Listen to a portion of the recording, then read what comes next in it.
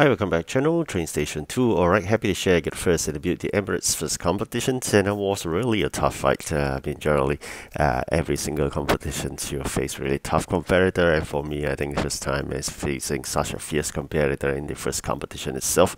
So this is the start of the Beauty Emirates event map, and you can see here, although I started late, about 12 hours late, you can see generally with a midpoint of the ranking chart, 14th place. A lot of items that they asked for I do not have, so that was really a tough things that I noticed for this event itself. Along the way, as I made some progress, I'll be leveling up myself, currently at 835. That puts me almost another 64 before the end of the whole event, or you can call it train station 899 level. So I think that's the final. For here, what I'm facing right now is a shortage of items, and looking at the items they asked for is really quite ridiculous at the start. So I do not know whether once you complete 100% how horrendous that would be, because looking at the quantity they asked for at the start of competitions is in the high hundreds. So I didn't expect that. I was thinking about 200-300s, but I was looking for 600-700s. So that is really a lot for a start itself. So I'm going to collect lots of this concrete. You all know by now, this is the main ingredient, right? So you really have to build lots of these raw materials gathered and build the concrete blocks as your main source of building blocks for the other items. So in this event itself, you need lots of concretes, so that's for sure. You need, of course, along the way, make lots of iron powder, so that is something you require as well, likewise for nails and saw blades. So a lot of things are coming from a single factory. That's make things quite tough. One way to store them is basically by having using the input and output tray of the event factory, the furniture one, that for example you make chairs, you can actually store some nails there together with some timber, so when you undo that order you get back your nails. So that's a way to store your nails if you are wondering how do you actually could do that with a very tiny warehouse. So that's how you make full use of your non-event factory itself. So I'm going to repeat this again. So generally, once you fill the output tray, you have already have all the manufactured items there.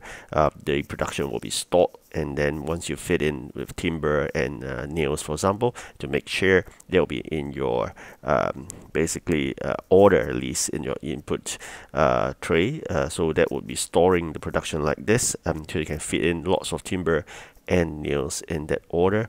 So with that, once you really need and you run out of nails, you don't need to fumble. You can just cancel that chair order. You can get back your timber as well as your nails. So if you do not want that timber, you can just basically dump them away.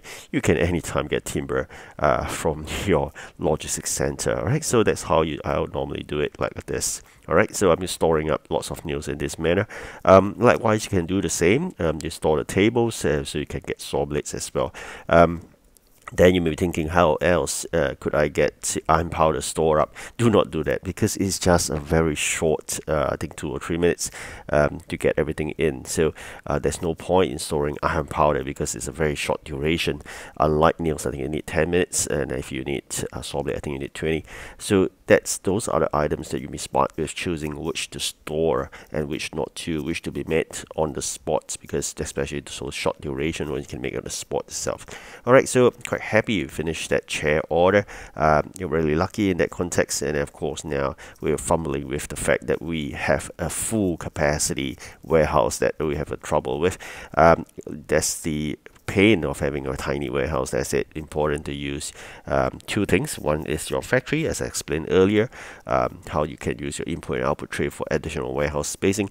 The other one is really using the logistics center. So you do not have those items in your warehouse because you can easily grab those from the logistics center, which doesn't require any dispatches. Okay, so there's something you're going to learn about how to fully utilize your logistics center. If you're going to do some balancing balancing act there, because if you put too much of your good trains in, every time you collect from the logic center, it's a huge quantity, and that will eat up your warehouse spacing. So you got to balance it with a fine approach. You need not have the best train in it, so you can moderate the quantity they would actually produce for each time you click on the logic center itself. All right, so just go bear this in mind. It is very painful if you decide the wrong train.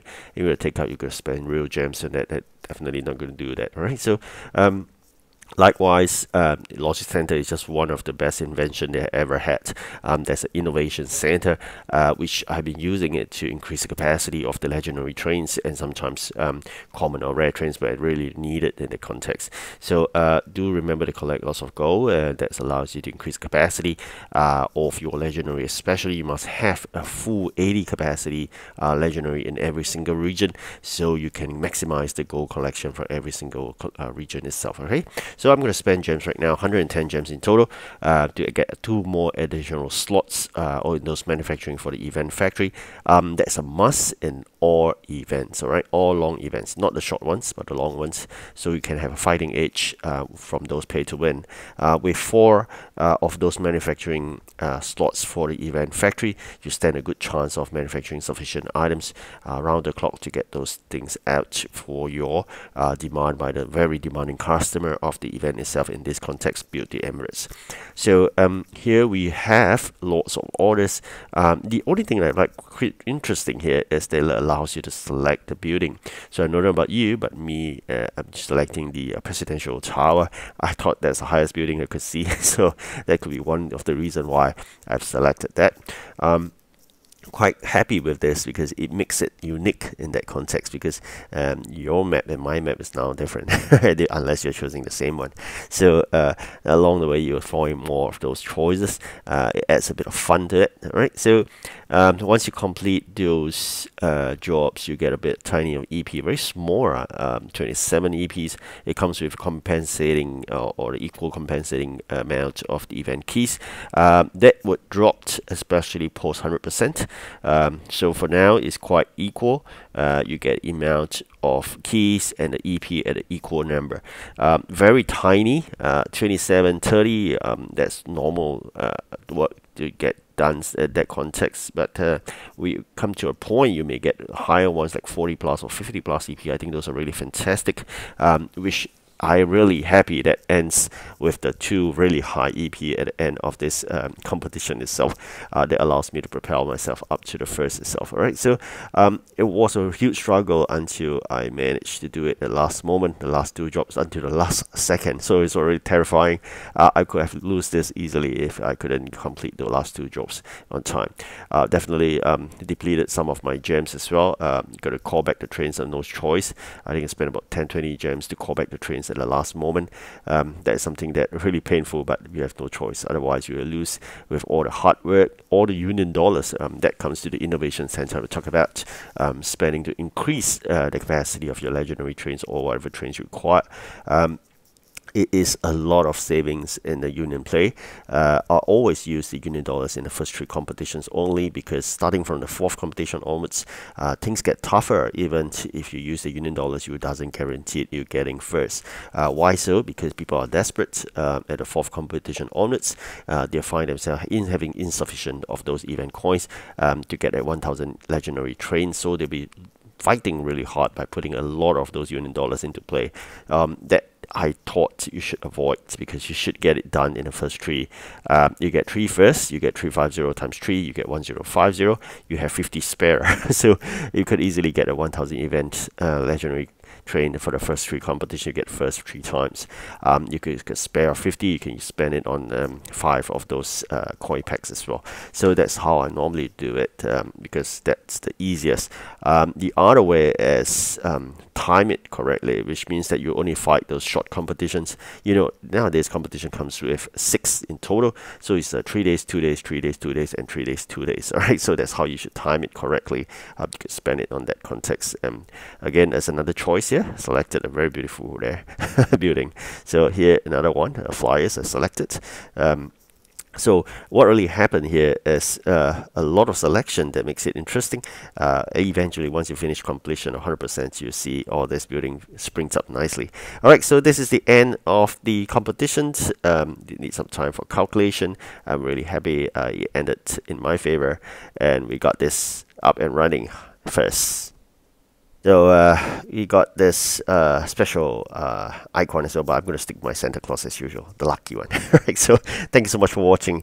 Do like and subscribe. Have a good rest, but make sure you do your homework before the start of the competition. Goodbye.